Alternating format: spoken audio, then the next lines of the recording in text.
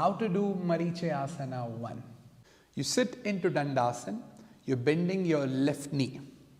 Make sure your heel and your outer hip should be in a line, not too much in, not too much out.